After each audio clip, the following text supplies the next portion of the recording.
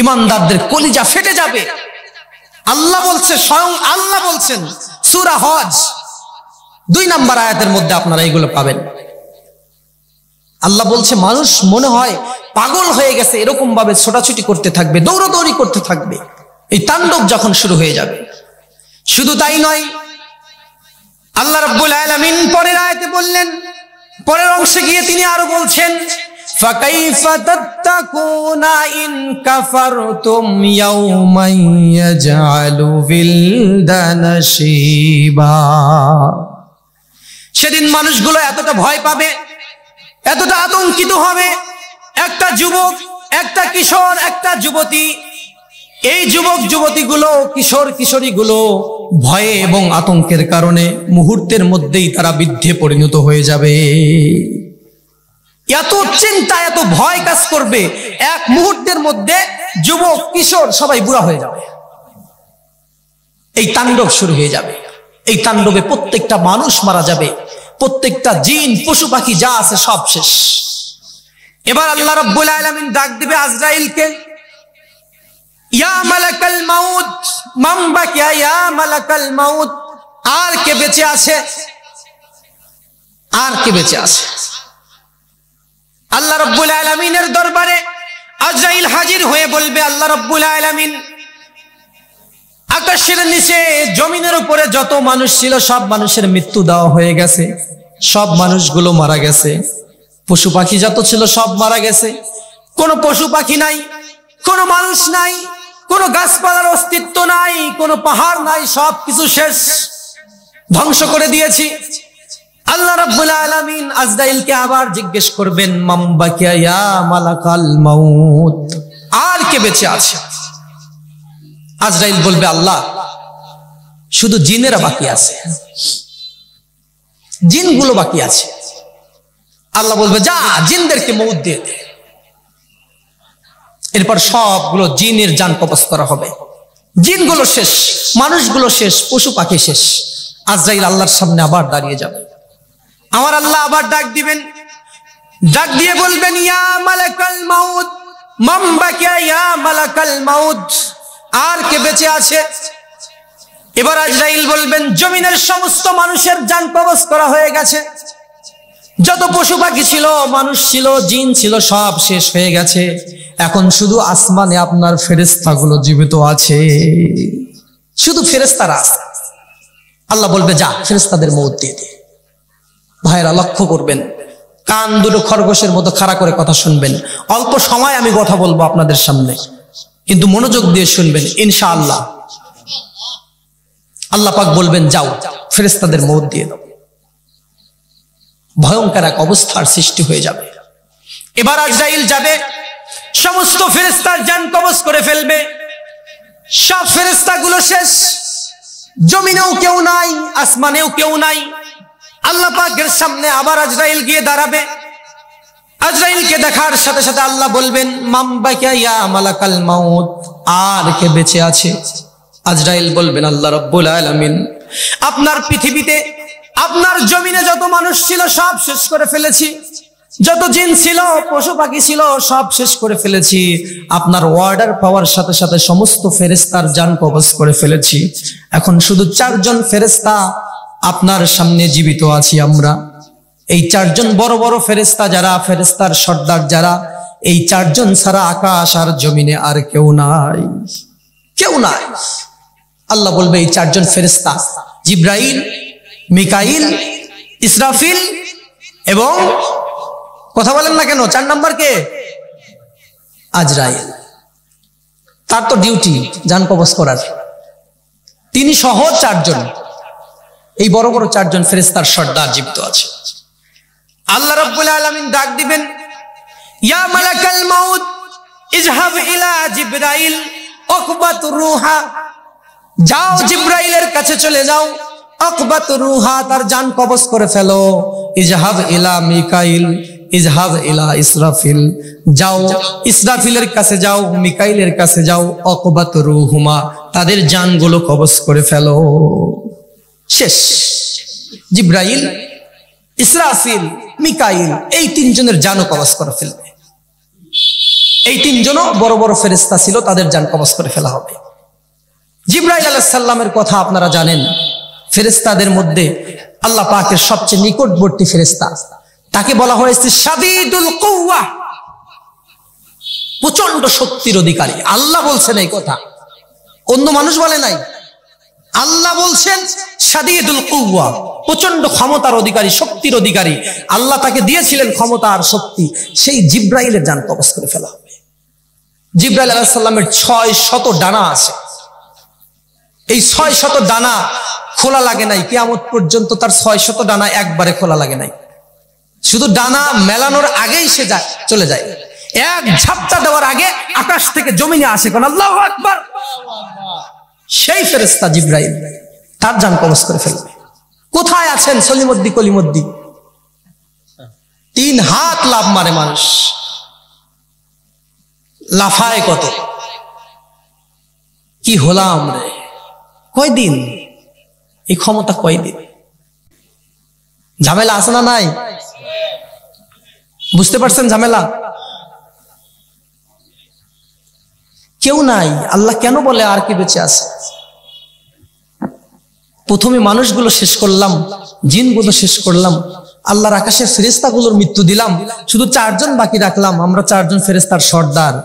এই 4 জনের মধ্যে 3 জনও শেষ। আবার আল্লাহ বলে মাম বাকিয়া ইয়া মালাকাল মাউত। আল্লাহ রাব্বুল আলামিন যখন জিজ্ঞেস করবে, আল্লাহ তো জানেন কে বেঁচে আছে আর কে নাই। তারপরেও আল্লাহ যখন বলবে মাম বাকিয়া ইয়া মালাকাল মাউত, আজরাইল থরথর করে কাঁপতে থাকবে। কাঁপতে কাঁপতে আল্লাহর সামনে গিয়ে বলবে, আল্লাহ রাব্বুল আলামিন, আপনার আকাশের সমস্ত ফেরেশতা বাহিনী শেষ, সমস্ত মানুষ শেষ, জীবজন্তু পশু পাখি জিন ইনসান যা ছিল সব শেষ। কুল্লু মান আলাইহা ফান, সব শেষ হয়ে গেছে। আল্লাহ রাব্বুল আলামিন ডাক দিয়ে বলবে মুত ইয়া মালাকাল মাউত, এবার তুই মর। কোন আল্লাহু আকবার। তুই মর। ফেরেশতাদের মউত দিয়েছিস, তুইও তো ফেরেশতা। বাকি থাকবে একজন চিরঞ্জীব, চিরস্থায়ী, যার কোনো মৃত্যু নাই। চিল্লায় বলেন তিনি কে? আল্লাহু আকবার।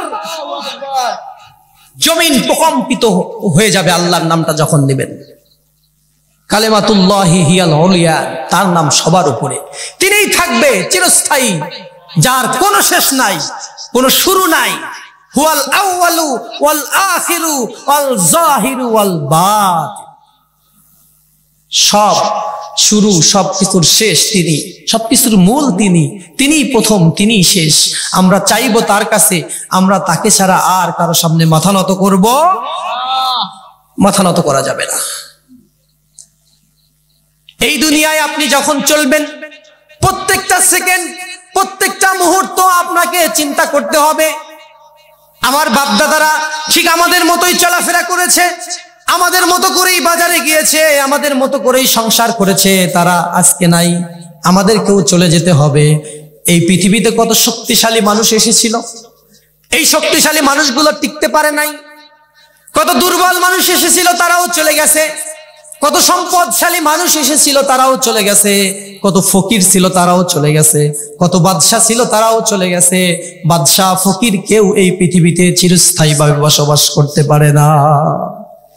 আল্লাহ পাক আজরাইলকে বলবেন মর, তুই মর। এখন সবার জান তিনি কবজ করলেন, তার জান কবজ করবেন কে? বলেন না কেন? আজরাইলের জান কবজ করবেন কে? সবাই বলেন নাই। কেউ কেউ বলছেন নিজেই, আবার কেউ বলছেন আল্লাহ। আজরাইলের জান কবজ করবেন কে? আজরাইল বলবে আল্লাহ, আমি যদি জানতাম পৃথিবীর শুরু থেকে যে আমাকে চলে যেতে হবে, আমি সবার জান কবজ করেছি, কিন্তু এইটা কখনো মাথায় আসে নাই যে আমাকেও মরতে হবে। এটা মাথায় আসে নাই। যদি এইটা আমি আগে থেকে জানতাম, এই বিশাল একটা দায়িত্ব আমি আল্লাহ রাব্বুল আলামিন আপনার কাছ থেকে নিতে চাইতাম না, মানা করতাম, অন্য দায়িত্ব নিতাম। সে শুধু জান কবজ করেই গেছে, তার হুঁশ নাই, তাকে মরতে হবে। আল্লাহ বলবেন কোনো কথা নাই, এবার তুই মর। আল্লাহু আকবার। জান্নাত এবং জাহান্নামের মাঝখানে আরাফ নামে একটা জায়গা আছে, সেই জায়গায় আজরাইল দাঁড়াবে। আরাফ নামে কোরআন একটা সূরাও পাবেন আপনারা। এই জান্নাত এবং জাহান্নামের মাঝখানে দাঁড়ায়া আজরাইল আলাইহিস সালাম প্রচন্ড জোরে একটা চিৎকার দিবেন। এমন এক চিৎকার দিবেন, ওই চিৎকার যদি পৃথিবীর মানুষ শুনতে পেত, তখন যদি পৃথিবীতে মানুষ, জিন, ইনসান কিছু থাকতো, কারো জান কবজ করা লাগতো না, ওই চিৎকারেই সব মরে যেত।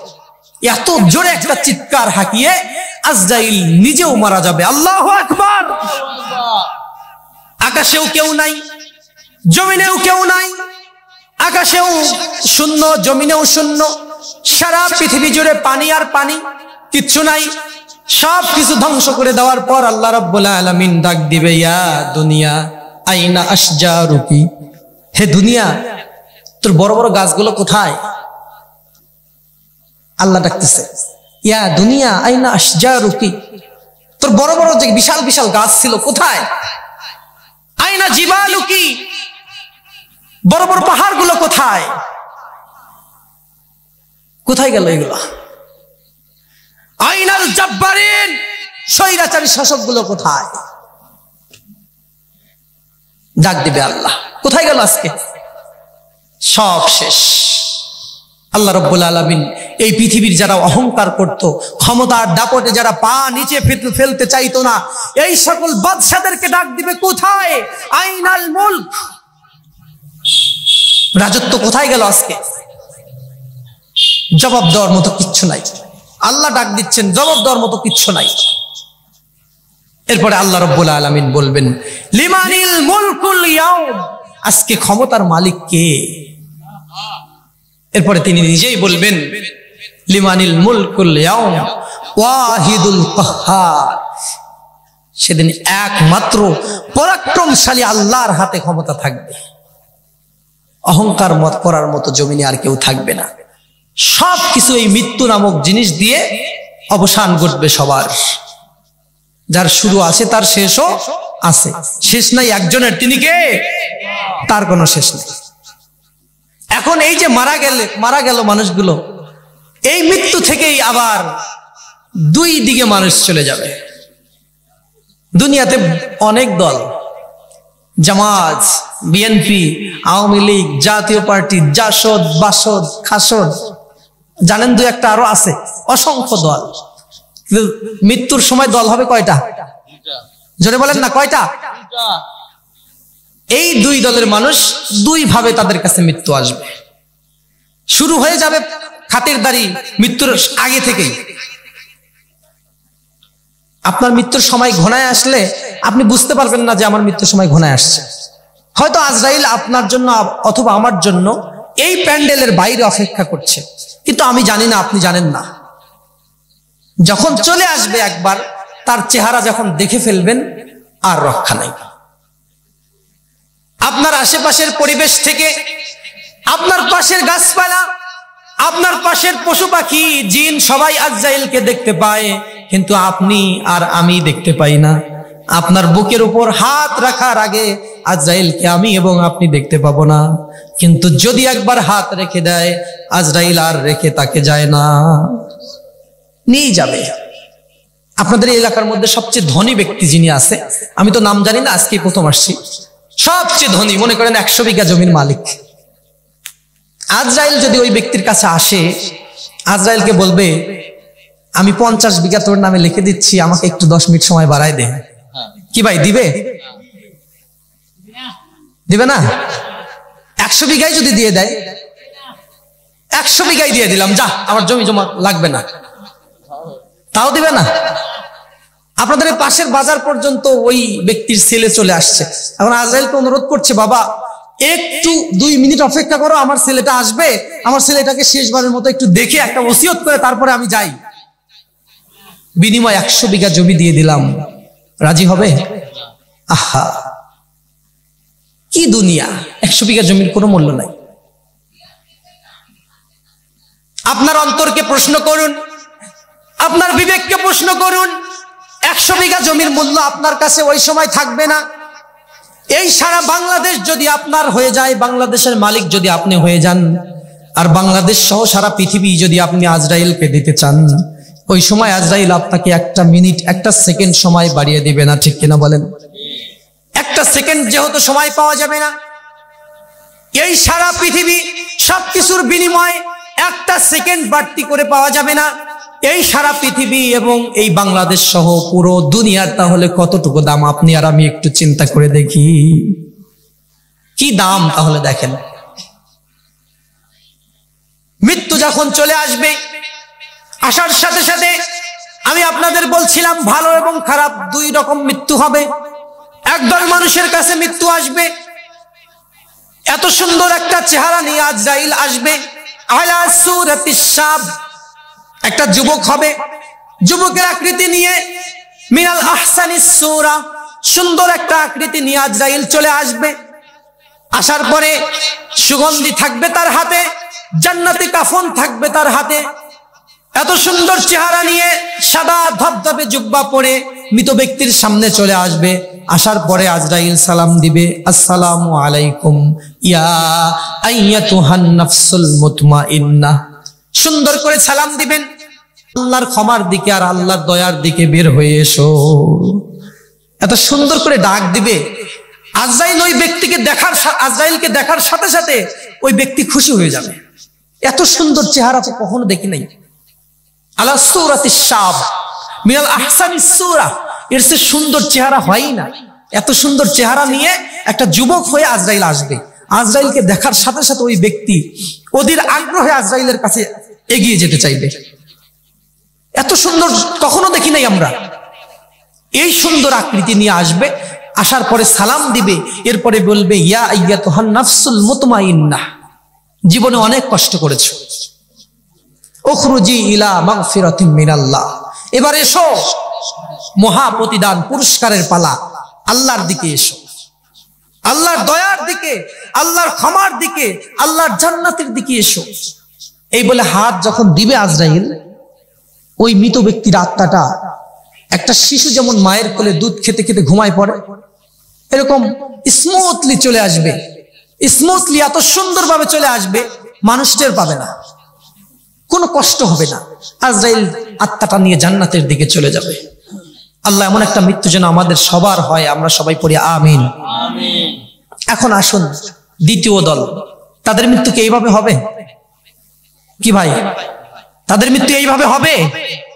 যদি হইতো তাহলে তো আল্লাহর বিচার ঠিক হলো না। তাদের কাছেও মৃত্যু আসবে, কিন্তু এইভাবে আসবে না। একজন বেঈমান ব্যক্তির কাছে যখন আজরাইল আসবে, আলা সূরাতি মিন আতবাহির রাজুল, প্রচন্ড রকম ভয়ঙ্কর একটা খারাপ চেহারা নিয়ে আসবে। এত খারাপ চেহারা মানুষ কখনো জীবনে আর দেখে নাই। এই খারাপ নিকৃষ্ট দুর্গন্ধযুক্ত চেহারা নিয়ে আজরাইল ওই মৃত ব্যক্তির সামনে চলে আসবে। আসার পরে তাণ্ডব শুরু করে দিবেন। তার সাইজ হবে এত বড়, রিজলাহু ফিল আরদি ওয়া রাসুহু ফিস সামা, আজরাইলের পা থাকবে জমিনে, ওয়া রাসুহু ফিস সামা, তার মাথা থাকবে আকাশে। জমিনের মধ্যে পা আর মাথা থাকবে কোথায়? জোরে বলেন, কোথায় থাকবে? আকাশে থাকবে, আসমানে থাকবে। তাহলে জমিনে পা, আকাশে মাথা, দেখতে কেমন ভয়ঙ্কর লাগবে। আলা সূরাতি মিন আতবাহির রাজুল, এত নিকৃষ্ট চেহারা হবে আজরাইলের, এত নিকৃষ্ট চেহারা মানুষ কল্পনাও করতে পারে না। এই দুর্গন্ধ যুক্ত চেহারা, নিকৃষ্ট চেহারা নিয়ে আজরাইল এসে হাজির হয়ে যাবে ওই ব্যক্তির সামনে। এবার আজরাইলকে দেখার সাথে সাথে ভয়ে চোখ দুটো বড় বড় হয়ে যাবে, শুধু এদিক সেদিক ছটফট করতে থাকবে, বারবার শুধু আজরাইল থেকে পালাতে চাইবে। যতই চেষ্টা করবে পালিয়ে যাওয়ার জন্য, আজরাইল সামনে গিয়ে দাঁড়াবে, আর পালানোর কোনো পথ থাকবে না। ওই ব্যক্তিটা ছটফট করবে, ফাদাতাফাররাকা, একবার পায়ের নিচে যাবে, একবার মাথার কাছে আসবে। তার রুহুটা শুধু দৌড়াদৌড়ি করতে শুরু করবে। আমার ভাইয়েরা লক্ষ্য করুন, এই দিন আমাদের সবার সামনে প্রত্যেককেই চলে যেতে হবে। আমরা কেউ এই দিন থেকে পালিয়ে বেড়াতে পারবো না। ফিরতে পারবো না, এই দিনটাকে আমাদের জীবনের সামনে থেকে স্কিপ করে দিতে পারবো না। সবাইকে এই দিনের সম্মুখীন হতে হবে। এই মোক্ষম সময় সবার সামনেই আসবে, কিন্তু আমরা এখনো সুযোগ পাইছি, আমরা আমাদের ওই সময়টাকে যেন ভালোভাবে কাজে লাগাতে পারি। আমরা চাইলে আমাদের সামনে আজরাইল ভালো চেহারা নিয়ে আসবে, আমরা চাইলে আজরাইল আমাদের সামনে খারাপ চেহারা নিয়ে আসবে। এই ডিসিশন, এই সিদ্ধান্ত শুধু আমাদেরকেই নিতে হবে। যদি আমরা ভালোভাবে জীবন যাপন করি তাহলে আজরাইল ওই প্রথম ব্যক্তির মতো করে আমাদের সামনে আসবে, আর যদি জীবন যাপন উল্টাপাল্টা হয়ে যায় তাহলে আজরাইল আমাদের সামনে ভয়ঙ্কর চেহারা নিয়ে আসবে। এই ভয়ঙ্কর চেহারা নিয়ে আসার পর ওই ভালো মানুষের আত্মা যেভাবে আজরাইলকে দেখে আজরাইলের হাতে চলে গিয়েছিল, এই খারাপ মানুষের আত্মাটা এইভাবে যেতে চাইবে না, তাকে বারবার ধমক দিবে, ইয়া আইয়াতুহান নাফসুল খাবিসা, হে অপবিত্র আত্মা, উখরুজি ইলা সাখাতিল্লাহি ওয়া গাদাবিহি, আল্লাহর রাগের দিকে, আল্লাহর দয়ার দিকে, আল্লাহর অসন্তুষ্টির দিকে বের হয়ে আয়। সারা জীবন অনেক অন্যায় করেছিস। এই কথা যখন বলে আজরাইল ডাক দিবেন, আজরাইলের ডাক দেওয়ার সাথে সাথে আত্মাটা শুধু পালিয়ে বেড়াতে থাকবে, কিন্তু যে আত্মাটা হরণ করার জন্য এসেছে সে কখনো আত্মা রেখে যাওয়ার জন্য আসে নাই। খপ করে ধরবে, ধরার পরে এত জোরে টান দিবে, এই টান দেওয়ার সাথে সাথে একজন জীবন্ত মানুষের গায়ের চামড়াগুলো যদি টেনে টেনে খোলা হতো, ওই মানুষ যতটা কষ্ট পেত এর চেয়ে বেশি কষ্ট দিয়ে ওই ব্যক্তির জান আজরাইল কবজ করবে। কোন নাউযুবিল্লাহ। এমন নিকৃষ্ট একটা মৃত্যু থেকে আল্লাহ যেন আমাদের সবাইকে বাঁচান। আমরা সবাই পড়ি আমিন। এমন মৃত্যু আমরা কেউ চাই? এমন মৃত্যু আমাদের কারো কাম্য নয়। আমরা এই মৃত্যুটা আমাদের সামনে আসার আগেই আল্লাহর কাছে ফরিয়াদ করবো, আল্লাহ যেন আমাদের একটা ভালো মৃত্যু দেন। আমরা সবাই পড়ি আমিন। এখানেই কি শেষ ভাইরা? এই মৃত্যু হয়ে গেল, এখানেই কি শেষ? এখানেই যদি শেষ হতো তাহলে তো ভালোই হতো। এখানেই শেষ হলে তাহলে কোনো কথাই ছিল না। যা পারি তাই করি দুনিয়াতে, মৃত্যুর সময় একটু কষ্ট হলেও ওখান থেকেই যদি শেষ হয়ে যায়, কিন্তু আসলে শেষ না। এখান থেকে অনন্ত মহাকালের এক যাত্রা শুরু হবে মানুষের জন্য। প্রত্যেকটা কাজের জন্য তাকে হিসাব দিতে হবে, পঙ্খানুপঙ্খানুভাবে বুঝিয়ে দিতে হবে জীবনের সময়টা কিভাবে ব্যয় করেছ। যারা হসপিটালে আজকে রাতে আছে তাদের রাতটাও কেটে যাবে ভাই। আমরা যারা মাহফিলে আছি তাদের রাতটাও কেটে যাবে। যারা গানের মঞ্চে আছে, অনুষ্ঠান দেখছে, তাদের রাতটাও কেটে যাবে। এই দুনিয়ার সবচেয়ে জীর্ণ শীর্ণ ব্যক্তি ব্যথায় কাতরাচ্ছে হসপিটালে, তারও সময়টা কেটে যাবে। সবচেয়ে আমোদ আল্লাহ ফুর্তিতে যে আছে তারও সময়টা কেটে যাবে। কিন্তু এই সময়টা কেটে যাওয়ার পর এই সময়ের হিসাবটা দেওয়া আমাদের জন্য কঠিন হয়ে যাবে। প্রিয় ভাইরা, এই দুনিয়াতে থাকতেই হিসাব করুন, আসলে আমরা কি করছি, কোথায় আসলাম, কোথায় যাব, কোথায় আসি, আর আগে কোথায় ছিলাম। এই দুইটা তিনটা হিসাব করলে মানুষের জীবনে আর কিছু লাগে না। আল্লাহ এই জন্য এই কথাগুলো বারবার কোরআনের মধ্যে বলেছেন, এই মেসেজগুলো বারবার দিয়েছেন, ঘুরে ফিরে একই কথা। জিবরাইল আলাইহিস সালাম সর্বশেষ ওহী নিয়ে যে কথাটি বলেছেন, সর্বশেষ যে এসেছেন জমিনে, রাসূল সাল্লাল্লাহু আলাইহি সাল্লাম মৃত্যুর 9 দিন পূর্বে, মাত্র 9 দিন পরে রাসূল সাল্লাল্লাহু আলাইহি সাল্লাম মারা যাবে। এই সময় জিবরাইল আলাইহিস সালাম শেষবারের মতো দুনিয়াতে এসেছিলেন। শেষবারের মতো সূরা বাকারা 281 নম্বর আয়াতে বললেন, আত্তাকু ইয়াওমান তুরজাউনা ফীহি ইলাল্লাহ, মানুষ ওই দিনের কথা স্মরণ করো যেদিন তোমাদেরকে আমি আল্লাহর কাছে ফিরে আসতে হবে। এটা শেষ কথা জিবরাইল আলাইহিস সালামের মাধ্যমে, কোরআনের শেষ আয়াত। সুতরাং এই কথার গুরুত্ব অনেক বেশি। আল্লাহ পাক বললেন, ওই কথাটা মাথায় রেখে যা করার তাই করো, রাজনীতি করো, শিক্ষকতা করো, ব্যবসা করো, যা করো, শুধু ওই কথাটা মাথায় রাখো, আত্তাকু ইয়াওমান তুরজাউনা ফীহি ইলাল্লাহ। আমার সম্মানিত বাবাজিরা, এই যে মৃত্যু হলো ভালো মানুষ এবং খারাপ মানুষ, এরপরে দুইজন দুই জায়গায় চলে যাবে। কিছু মানুষের জন্য মৃত্যুর পরে সুসংবাদ শুরু হয়ে যাবে। এই দুনিয়ায় যতদিন তারা ছিল ততদিন তাদের জন্য যেভাবেই কাটুক না কেন, মৃত্যুর পরেই তাদের জন্য আনন্দ শুরু হয়ে যাবে, ফুর্তি শুরু হয়ে যাবে, ভোগ বিলাসিতা শুরু হয়ে যাবে। সুন্দর একটা জান্নাত তাদের সামনে উপস্থাপন করা হবে।